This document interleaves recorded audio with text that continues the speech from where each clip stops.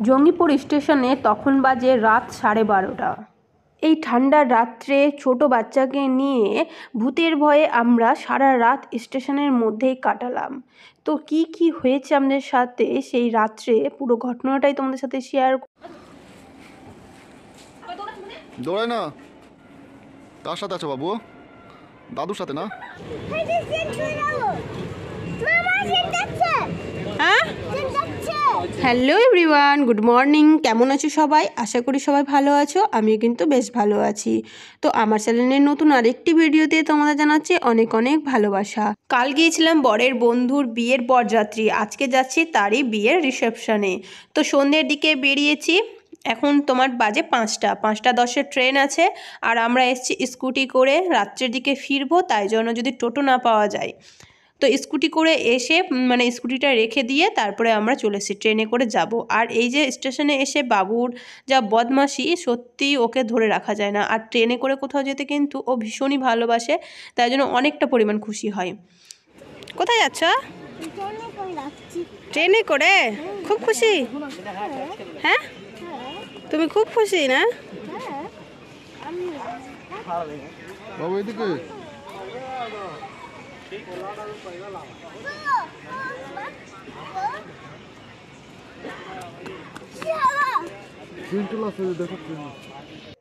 ট্রেনটা আজকে একটু মানে 5-10 মিনিট লেট ছিল, তাই জন্য দেখো সন্ধে পড়ে গেল। যে ট্রেনটা আসছে সেটাতেই আমরা যাব। আর বাড়ি যখন যাই সন্ধ্যের দিকে, তখন এই ট্রেনটাতেই আমরা কিন্তু বাড়ি যাই। তো এই প্রথমবার ট্রেনে করে বিয়ে বাড়ি যাচ্ছি, মানে সাজগোজ করে ট্রেনে উঠছি, একটা কেমনই লাগছে নিজেকে। এই যে ট্রেনে আমরা বসেও পড়েছি, আর ট্রেনটা ফাঁকাই থাকে, সিট পেয়ে যাই সহজেই। বাসেও যাওয়া যেত, বাসে যেতে গেলে এই টাইমটা না অনেক ভিড় থাকে, তাই জন্যই ট্রেনে করে আসলাম।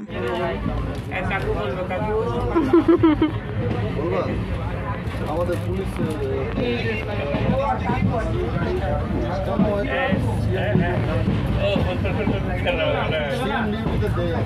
বাবু না সবার সাথে খুব সহজেই মিশে যেতে পারে, ও ছোট থেকে এরকম। এই যে পাশে দেখো দাদাটা আছে, ওর সাথেই মানে এমনভাবে মিশে গেল, দেখো যে ওর মোবাইলটা নিয়ে ও গেম খেলতে লেগে পড়েছে। তো সত্যি সবাই ওকেও ভালোবাসে, ও সবাইকেই ওইভাবেই ভালোবাসে। তো দেখো আমরা ট্রেন থেকে নেমে পড়েছি, নেমে ওই তোমার সাকরাপাড়া হল্ট যেটা স্টেশন আছে সেখানটাতে নেমেছি। আধা ঘন্টার মতন লাগলো, এখান থেকে তোমার টোটো করে ওদের বাড়ি যেতে হবে।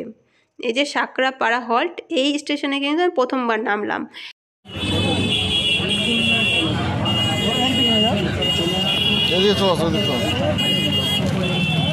টোটো থেকে নেমে পড়েছি, এবার যাব বিয়ে বাড়ি। এখন বাজে প্রায় 5:45 মতন। তো এত তাড়াতাড়ি বিয়ে বাড়ি এসেছি, নিজেকেই কেমন লাগছে, মানে কোনো কিছু স্টার্ট হয়নি, প্রথম বোধহয় আমরাই আসলাম। এখানে কিছু করার নেই, যেহেতু ট্রেনের টাইম তো এটাই ছিল 5টা থেকে, না হলে আবার আছে তোমার 8টা থেকে। 8টা থেকে আসতে গেলে তো আবার অনেকটাই দেরি হয়ে যাবে, তাই জন্য 5টা ট্রেনটাতেই আমাদের আসতে হয়েছে। আমরা বিয়ে বাড়ি এসে পড়েছি, কিন্তু এখনও নতুন বউ সাজার হয়নি, এখনও সাজছে, মানে পার্লার থেকে লোক এসছে বাড়িতেই সাজছিল।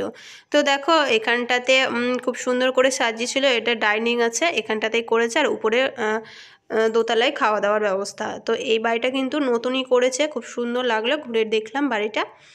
তো এখনও নতুন বউয়ের সাজাই হয়নি। আর এদিকে দেখো বাবুর এসে তো শুরু হয়ে গেছে, মানে এখানেও 2-1টা বাচ্চা ছিল, তাদের সাথেই ওই সিংহাসনে উঠে এই দৌড়, মানে এসে একটুকু ওর পা স্থির ছিল না, পুরোটাই দৌড়াচ্ছিল। আর তারপরে দেখো এই যে বৌদি রেডি হয়ে গেছে, বৌদিকে কি মিষ্টি লাগছে না, শাড়ির কালারটাও কিন্তু খুব সুন্দর ছিল। যে রেডি হয়ে গেছে, আর দেখতেও কিন্তু খুবই সুন্দর লাগছিল। তারপরে আমাদেরও কয়েকটা ফটো তোলা হয়ে গেল। এরপরে আর বেশিক্ষণ কিন্তু দেরি করব না। আর তোমার দাদা ভাইয়ের একটা বন্ধুর আসার কথা আছে, তো ওরা বলেছে আমরা গেলেই একসাথে খেতে বসবো, তো তাই জন্য বসে আছি। বিয়ে বাড়ি গেছি আর ফুচকা খাবো না, তো দেখো ফুচকা খাওয়ার জন্য বাটি হাতে দাঁড়িয়ে পড়েছি। আর এখানে মানে প্রথমই শুরু হয়েছে, তো ফুচকা আমি খেয়েই যাচ্ছি, অনেকটাই ফুচকা খেয়েছি। তারপরে দেখো বাচ্চাদের ভিড় শুরু হলো, বা এতগুলো বাচ্চা আসলো, আমাকে ঠেলে একদম পিছনে করে দিয়েছে। তাই জন্য বললাম যে আমাকে আর একটা দিয়ে দাও, আমি খেয়ে নিই, তারপর ওরা খাক, আমি আর খাবো না। খাওয়া হয়ে গেল ফুচকা, প্রায় অনেকটাই খেয়েছি, বাবুও কিন্তু এখানে ফুচকা খেয়েছে অনেকগুলো। তারপরে দেখো আবার মানে ছবি টবি তোলা হয়ে গেছিলো। তারপরে আবার দেখো আমি এসেছি এখানে, একটা ভিডিও করলাম, সেটা তো তোমরা রিলসে দেখেই নিয়েছো। তো তো এরপরে আমরা চলে যাব খাওয়া দাওয়া করতে। খাওয়া দাওয়া করে নিতে হবে, নাহলে টাইম মতো আবার ট্রেন আছে, ট্রেন না পেলে আবার অসুবিধায় পড়তে হবে। এই যে খেয়ে দিয়ে দেখো তোমার দাদাভাই জোয়ান খাচ্ছে এখন, মানে খাওয়া দাওয়া হয়ে গেছে। আর সিট না আমরা মানে যে বন্ধুটা আছে তার জন্য ধরে রেখেছিলাম অনেকক্ষণ থেকে, ওরা নিচে ছিল, আস্তে আস্তে অন্যজন বসে গেল, তাই জন্য ওরা আমাদের পরের ব্যাচে বসলো। তো বসলো যখন, তো আমরা নিচে বসে থাকলাম, আমরা একসাথেই যাব টোটো করে, মানে ওদেরও বাড়ি আমরা যে স্টেশনে যাব সেখানেই ওদেরও বাড়ি, তাই জন্য ওরা যে টোটো ভাড়া করে এসছে সেই টোটোতেই আমরা যাব, তাই জন্যই বসেছিলাম। ট্রেন আছে তোমার 10টা 10:30টার দিকে। আর এই যে দেখো এদিকে মানে অজয়দার মাসি ছিল এটা, বাবুর সাথে এতটা পরিচয় হয়েছে যে দেখো ওকে দেখে কেমন সুন্দর এসছে, বলছে যে আমাকে তোমাদের বাড়ি নিয়ে যাবে, তো বাবু বলছে যে হ্যাঁ নিয়ে যাব। যে দেখো কত গল্প, বাবু বিয়ে বাড়ি থেকে যাবে না বলে দেখো মানে ওকে বেরই করতে পারছি না, লম্বা রাস্তা পেয়েছে শুধু দৌড় দিচ্ছে, ওর বাবা ওকে ধরে রাখতে পারছে না। সেই সন্ধেয় যে এসছি 5:45টার দিকে, তখন থেকে একটুকু স্থির নেই, তখন থেকেই আরও 2-1টা বাচ্চা আছে তাদের সাথে এই দৌড় দিচ্ছে। এখন বাজে প্রায় 9:30টার মতন, তখন থেকেই একদম একই সমানে দৌড়াচ্ছে। এরপর আমরা চলে আসলাম স্টেশন। ওই যে ওর বন্ধুটা টোটো করে আমাদেরকে রেখে দিয়ে গেল, ও যে টোটোতে গিয়েছিল সেই টোটোতেই আমরা এসেছি, ওর সাথে ওর ওয়াইফও ছিল আর ওর একটা মেয়েও ছিল। তো ওদেরকে বাড়িতে রেখে তারপরে আমাদেরকে স্টেশনে ছাড়তে এসছে।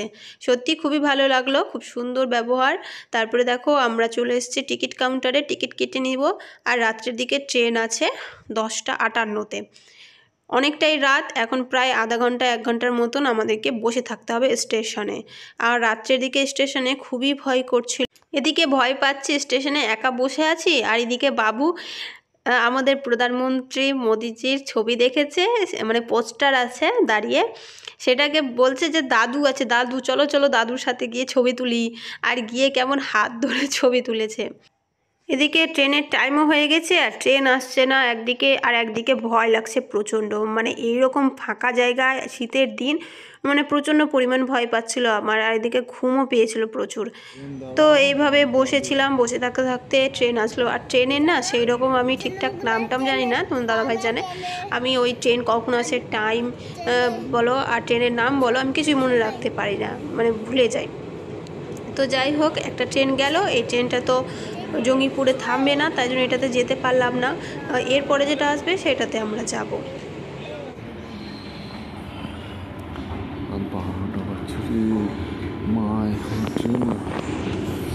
এদিকে আসো, এদিকে আসো, এদিকে আসো, পিছাও পিছাও।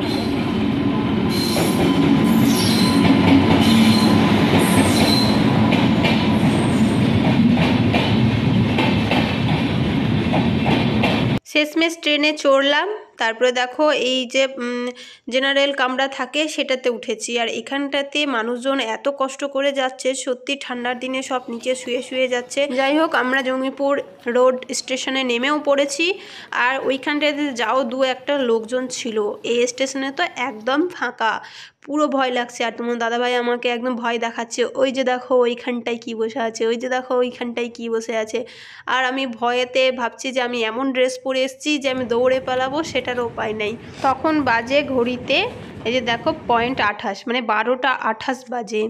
তো বাবুও ঘুমিয়ে পড়েছে, আর আমাদের স্কুটিতেও রাখাই আছে, এই স্কুটিতে চড়বো, 10 মিনিটের মতো লাগবে, বাড়ি পৌঁছে যাব। কিছু কিছু ঘটনা আমাদের এইভাবেই কিন্তু মনে থাকে। তোমাদের যদি এরকম কোনো ঘটনা থাকে তাহলে অবশ্যই তোমরা আমাকে কমেন্টে বলতে পারো। ততক্ষণে ভালো থেকো, সুস্থ থেকো, দেখা হচ্ছে নতুন ব্লগে।